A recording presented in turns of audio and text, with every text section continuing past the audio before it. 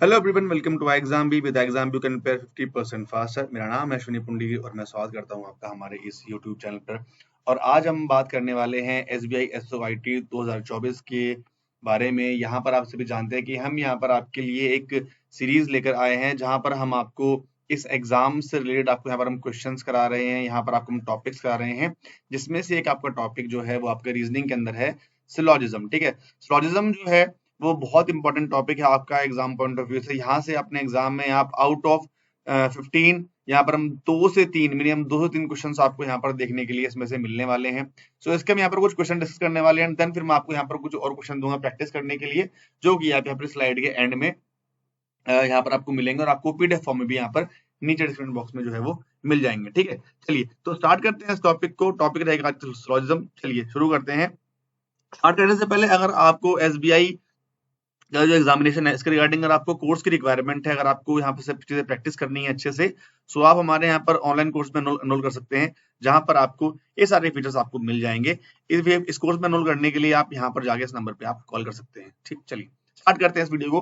पहला क्वेश्चन है हमारा आज के यहाँ पर सम गार्बेज आर डस्टबिन। यहाँ पर जो सिलॉजिज्म है यहाँ पर हम इसको वेन डायग्राम की हेल्प से इसको यहाँ पर हम सॉल्व करते हैं। यहाँ पर हम डायग्राम बनाते हैं। अगर आपको बोला गया जाता है सम गार्बेज आर डस्टबिन, उसको आप कैसे बनाएंगे?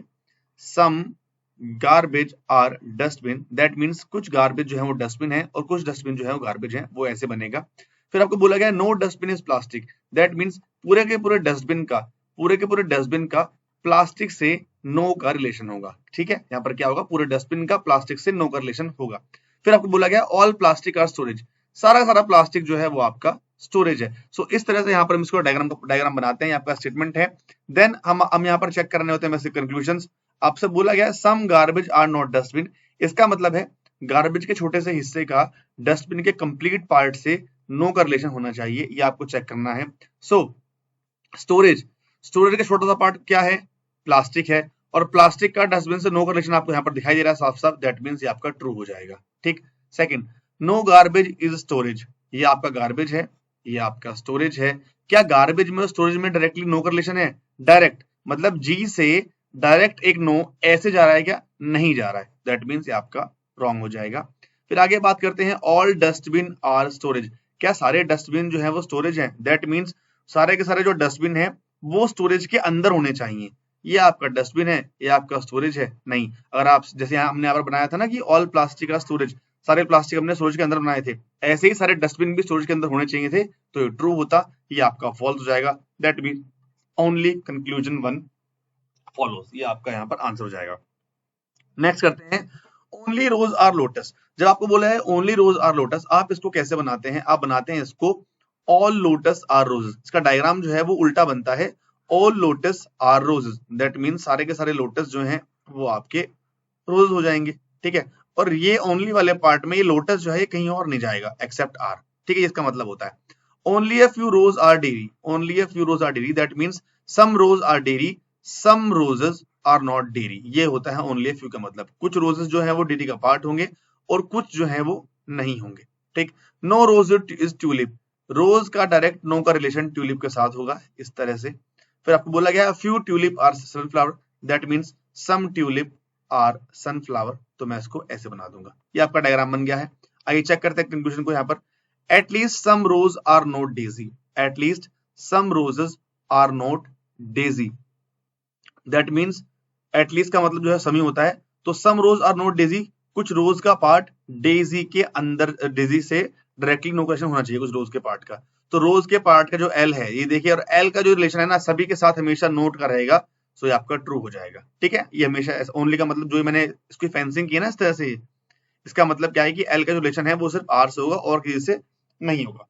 ठीक, some lotus being sunflower is a possibility, some lotus being sunflower is a possibility, नहीं, लोटस जो है वो कहीं और नहीं जाएगा एक्सेप्ट आर, तो ये आपका फॉल्स हो जाएगा।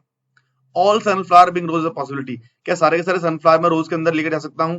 ये सनफ्लावर सारे हैं, इनको आप भाई, ये सारे के सारे सनफ्लावर अगर आप इसको रोज के अंदर ले जाने की कोशिश करेंगे तो ये वाला पार्ट भी जाएगा, है ना, और ये वाला पार्ट जो है भाई नहीं जा सकता, क्योंकि ये वाला पार्ट टी वाला पार्ट जो है आर के अंदर नहीं जा पाएगा, और टी और इसका पार्ट कुछ कॉमन है, सो ये भी नहीं जाएगा, दैट मीन्स ये भी आपका फॉल्स। तो यहाँ पर भी क्या जाएगा? Only conclusion 1 follows. सो इस तरह से हम इन क्वेश्चंस को हम करेंगे।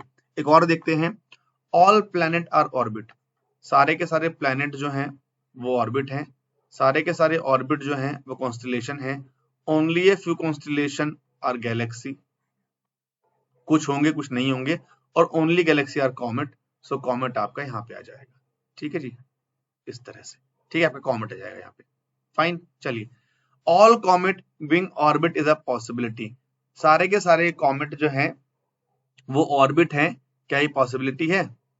सारे के सारे कॉमेट नहीं, ये कॉमेट है, ठीक है, ये ऑर्बिट में जा पाएंगे क्या? नहीं जा पाएंगे, क्योंकि ओनली वाला पार्ट जो है वो कहीं और नहीं जाता अलावा जी के। सम कॉन्स्टलेशंस आर प्लैनेट, क्या कुछ कॉन्स्टलेशन जो है वो प्लैनेट है?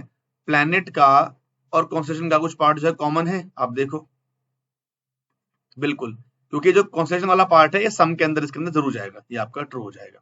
Next, some comet can never be orbit, कुछ कॉमेट जो है वो ऑर्बिट नहीं हो सकते कभी भी, मतलब ठीक है, यहाँ पर जो है इनके बीच डायरेक्टली नो कनेक्शन आना चाहिए कॉमेट और ऑर्बिट में।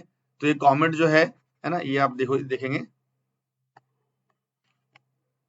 ये जो आपका कॉमेट है, एक सेकंड गाइस, हाँ, ये जो आपका कॉमेट है ये कहीं पर भी नहीं जाएगा, ये बोला गया है कि ये कॉमेट कभी भी ऑर्बिट नहीं होगा, बिल्कुल ट्रू बात है, क्योंकि जो कॉमेट है ये ओनली वाले पार्ट में आ रहा है और ये वाला पार्ट कहीं भी नहीं जाएगा, तो आपका ट्रू जाएगा। दैट मीन्स ओनली 1/3 फॉलोज, ये आपका यहाँ पर आंसर हो जाएगा। सो इस तरह से हम यहाँ पर लॉजिकल के क्वेश्चन करते हैं। अब इन्हीं क्वेश्चन को अगर आपको प्रैक्टिस करना है, वो आपको मैं एक नीचे मैंने यहाँ पर एक पीडीएफ फाइल अटैच कराई है, वो उसको आप यहाँ पर डाउनलोड कर सकते हैं, और ये कुछ क्वेश्चन है प्रैक्टिस करने के लिए, इनको भी आप प्रैक्टिस कर लीजिएगा 1 2 3।